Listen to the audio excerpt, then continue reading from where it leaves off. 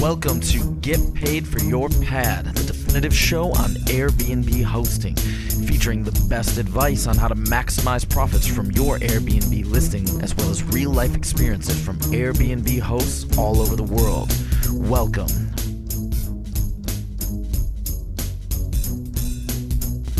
Get paid for your pad.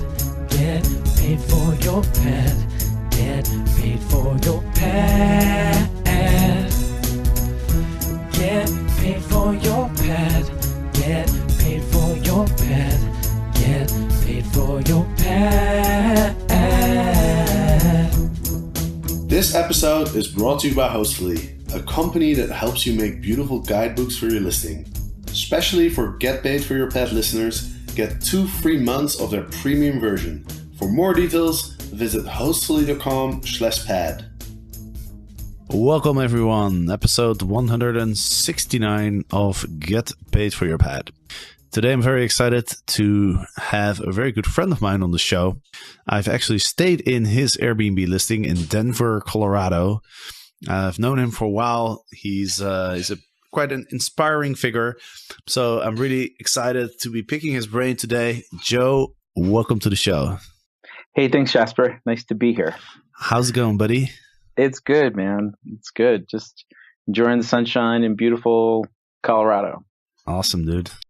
So I think your story is quite interesting, your background. You've been an entrepreneur since a young age. So why don't you share some of your background with the listeners? Yeah, sure. I wasn't really a good student in school. I was primarily interested in the arts and design and grew up in New York City, actually. So there was lots of inspiration, lots of great trips to the city. And through a turn of events, the skate shop that I was working at the time in the mid-90s was for sale. And I ended up buying this skate shop. So I had my first business when I was 21 years old. And then a couple of years later, I sold that. And then I started to travel and traveled the world for a little while and went back to school for a little bit, tried a couple of different careers. I was a beekeeper. I was a gardening teacher. I was a 4th grade teacher for a while.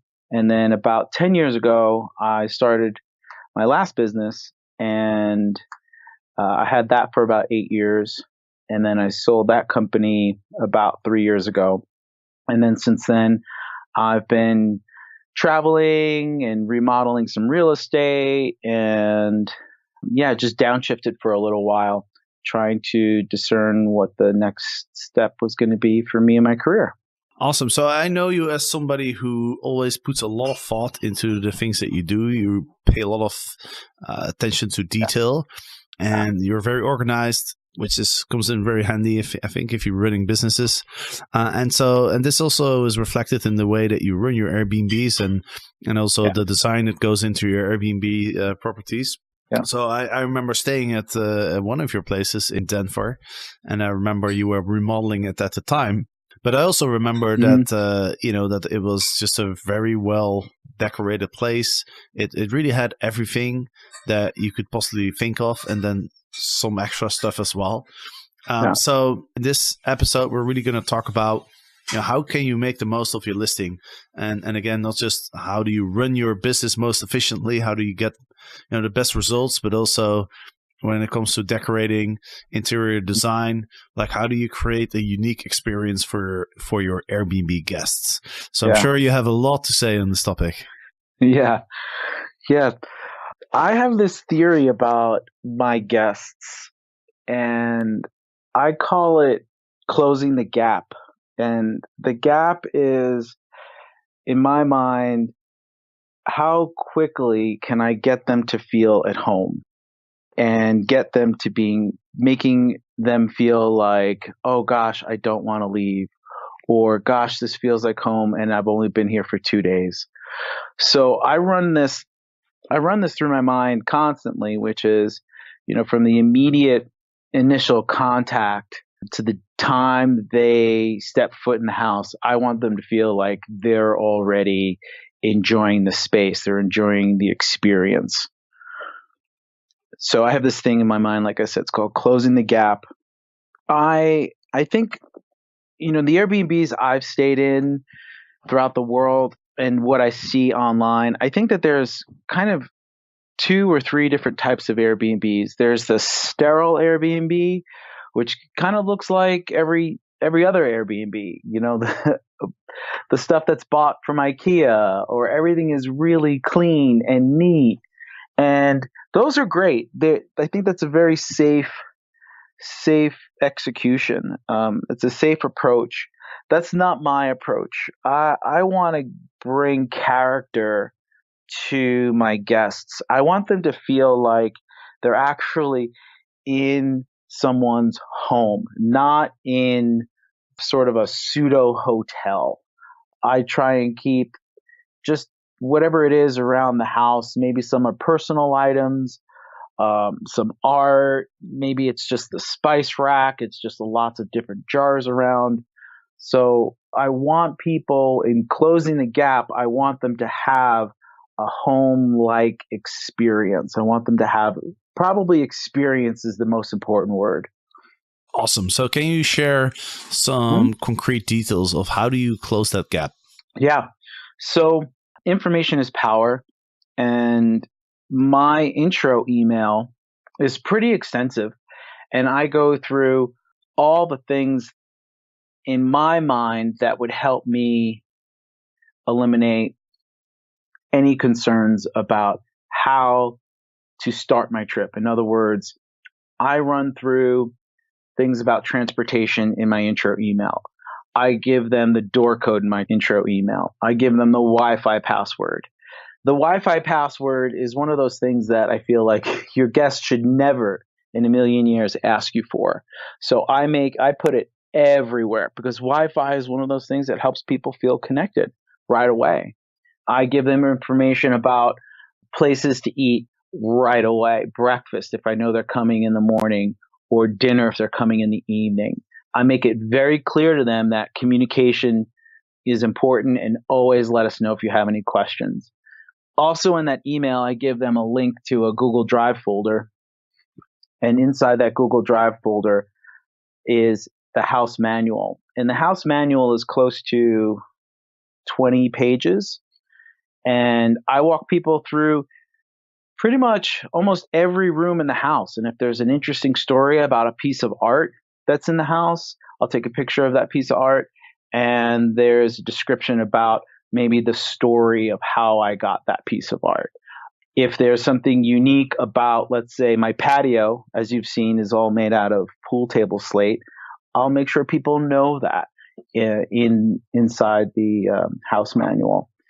Oh, and the other thing that I've done too is, I know Hostfully has a new user interface now. Before their recent update, I made a Google map, and inside the Google map has maybe 36 different points of interest in my neighborhood. And I've thought about everything, Walgreens, banks, quick, easy ways on how to get into or out of the city via the expressway. And I'm also doing one other thing, Jasper, that I'm really excited about. Maybe somebody else is doing it already. Maybe they're not. I'm coming up with about 5 different playbooks where I want to give people step-by-step things to do if they only have 2 days in Denver, or if they're really want to see street art, or if they want to travel to the mountains to go skiing or snowboarding. Each of these activities will have sort of an outline of exactly what they can do. So I want to take the guesswork out of them trying to figure out all the details of how to plan these mini micro vacations. I'm going to put it all in individual documents on, hey, okay, Joe already gave us an itinerary of must see things to do in Denver, or Joe gave us an itinerary on going skiing. This is where we get lift tickets. This is the best place to park. This is how to avoid traffic. I can go on and on and on. I'm all about creating an experience for people. Awesome, dude. I know there's another quote that you provided me with, actually, and I really like it. It says, always improve because it's too easy to get lazy. Jasper, it's really a tenant. And going back to what I was saying earlier about my first business, my very first landlord, he said to me, he sat me down. I was 21 years old. He sat me down and he said, he pulled out a napkin. He's like, Joe, when you clean the counters, don't just take the napkin, scrumple it up, and wipe down something. He said, fold it in fours, and use each side. He's like, you can't be wasteful. And he said, you can't just maintain. If you're maintaining, you're losing. You always need to be improving. And I have found that to be so true in this experience, because my Airbnb does pretty well. And about 2 months ago, I was like, wow, this is easy money. And then I thought, shit, I'm going to get lazy. And I need to start putting more effort into making this even a better experience. So I've spent some money on gardening and landscaping and some new art and some new sheets and stuff like this, and just looking for ways on how to kind of outdo what I've already done for myself. Otherwise you just get lazy. It becomes too easy. And if something's too easy, it's kind of an indicator that, well, maybe I need to go back and look at it again. Yeah, it's easy to get complacent, that's for sure. You also have certain business practices that you apply to your Airbnb listing to keep things organized and to sort of know what's going on, to measure things. Can you touch on that a little bit? Oh yeah. So Wednesdays are my Airbnb days, and so the first and foremost thing is I have a scheduled time every week that I sit down and I look at a fixed list of things that I have to do. So I'll look at the month's numbers. I'll look at expenses that I may have been incurred over the past week. I'll look at any repairs that I know I need to schedule or things that I need to buy, like supplies. So Wednesday mornings, I'll have this fixed agenda. And then I'll also go over, like I did this thing now with my listing where I have title slides. So I don't know how you feel about it, but the Airbnb website, I think, limits the amount of creativity that the homeowners, the property owners, what we can do with it. So on my listing, I now have these slides so people know exactly what room they're looking at. And I'll go through all of these things in about 2 hours, and I'll also update the Google Drive folder for my guests. And, everything I use, I do in spreadsheets. I have a specific folder on my computer for all my Airbnb business. And then the other thing I'll do on that Wednesday morning is I'll track according to the AirDNA data. So I'll look at where am I supposed to be according to the AirDNA data. What am I doing right? What can I be doing better? How are other listings doing? So I'll have the real key to the success is just having a set day and time. And then throughout the course of the week, I'll just continue to add things to the to-do list of things that I have to do on my Wednesday mornings. And for those who don't know what AirDNA is, it's an app that you can use to check out what the competition is doing, see how much are people making, what kind of amenities do they have, etc. Yeah. Very useful tool created by my good friend Scott Shatford. So a little shout out to him. Yeah. You've heard me talk about Hostfully a lot over the past few months. I love sending my beautiful Hostfully guidebook to my guests, as it makes me look very professional. I also love including screenshots of my guidebook in my actual Airbnb listing. This helps me stand out from the crowd. Well, now I'm thrilled to announce that I'm a sponsor of the Hostfully Host program. Twice a month, Hostfully selects a host and features them on their top-ranked blog. This is great promotion for your listing and a cool way to share your favorite local spots to a large audience. What's even cooler is that each Hostfully host gets a free set of organic sheets from the clean bedroom. And now that I'm a sponsor, you'll also be featured in my newsletter, my social media feeds, and you get free access to my video course on how to be a great host. For more details and how to apply, visit hostfully.com/hostfullyhost. So what else do you do to really optimize the experience for your guests?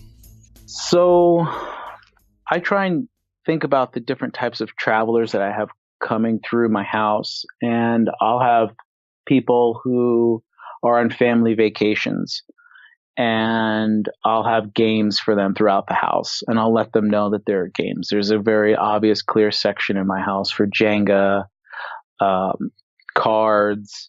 I have a Bimini ring toss. I have bocce in the backyard. So for my families that are traveling, I'll try and give them things to do in the house. And like I said, with the playbooks, I'll make things very easy for them if they want to go out and venture and explore Colorado. For the business travelers, when I know that someone's coming in for business, I'll be sure to let them know I have a standardized email for business travelers where I'll point out where the coffee is. I'll point out how to get on and off the expressway. I'll point out to them where the convention centers are, or anything else, even like the FedEx.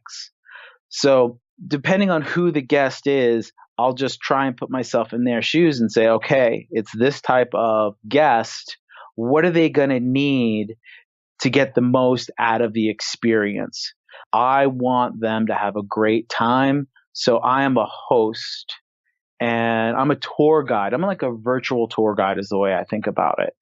And I want to be the guy that comes in and saves the day for them, or the person that really put them in a position to get the most out of their trip.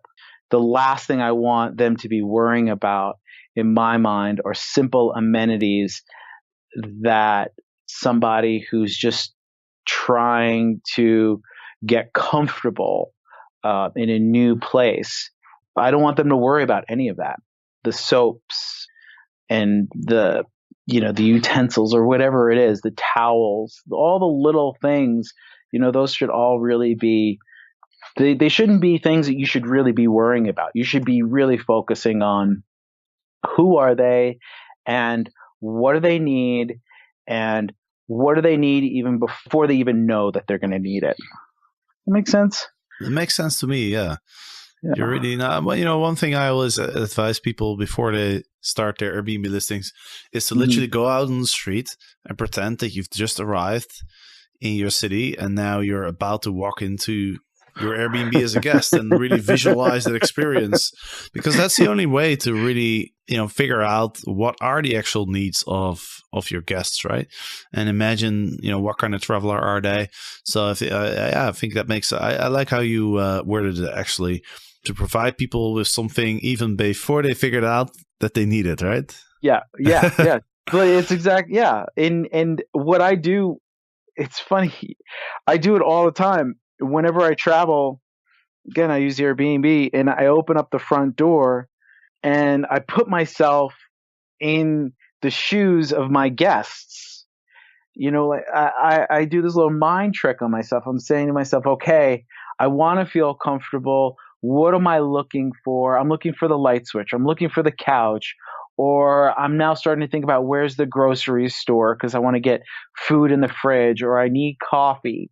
And I just make all these mental notes to myself whenever I'm traveling, like, okay, what do I need to feel like that this is home?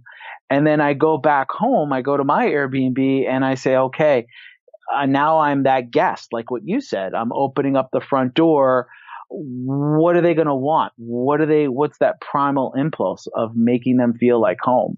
It's all about making people feel like they can relax, that the house is supporting their trip and not getting in the way of them exploring the city, exploring the town, or doing what it is that they came there to do. And that's another reason why I think, the sterile environments, I don't know if I said it earlier, but I set it up in a way where I want people to almost engage in their inner voyeurism, their inner voyeur. Like, I want them to feel like it's okay to peek into my life, or I invite them to peek into my life and pull things out, whether it's the books on the shelves or the snowboards on the walls, I want them to feel like, wow, they're in someone else's life and it's still inviting.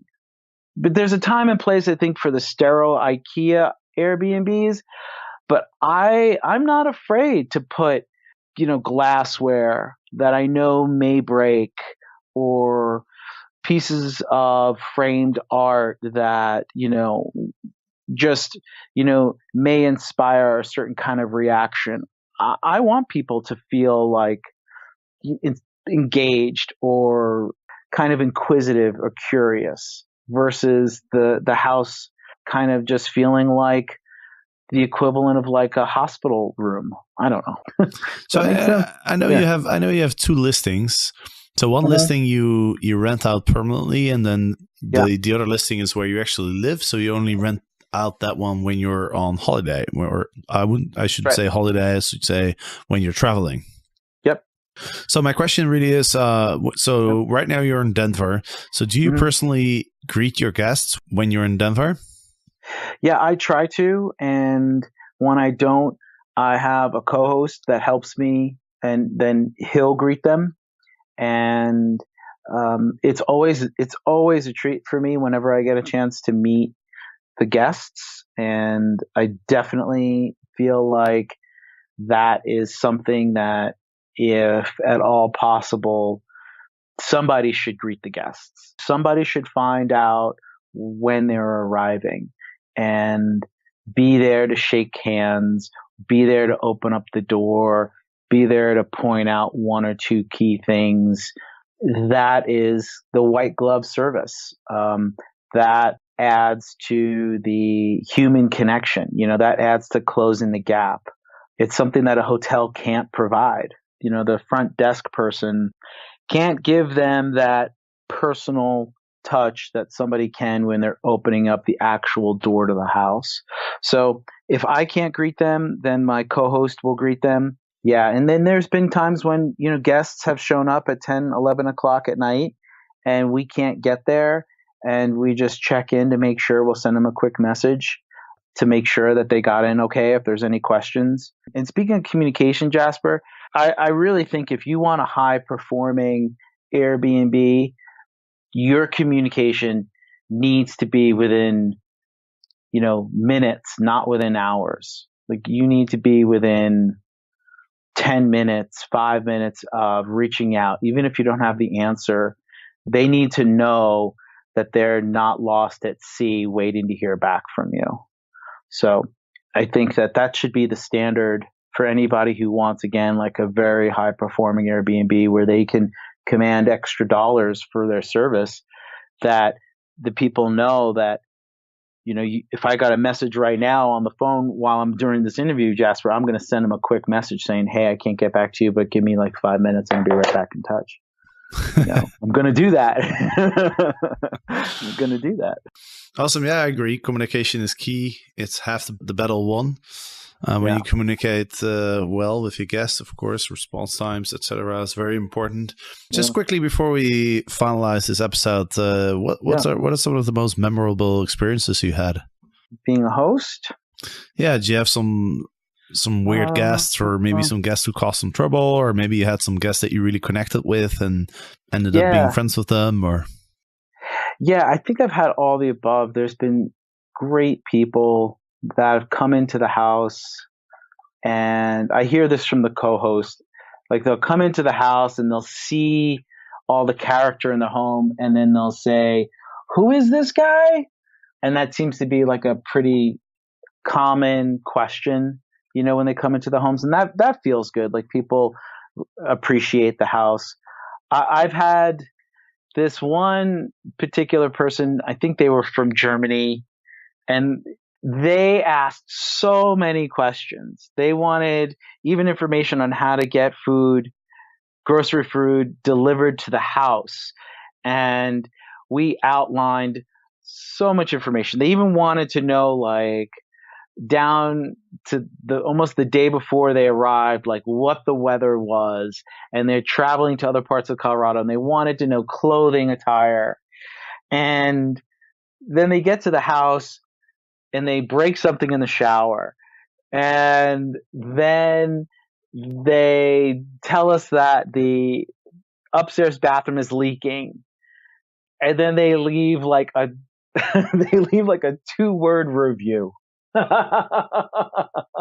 So sometimes, and this seems to be a little bit of a theme, sometimes the people that require the most amount of attention, because this has happened before, sometimes are the people that end up breaking things, and at times, they make you feel like the least appreciated.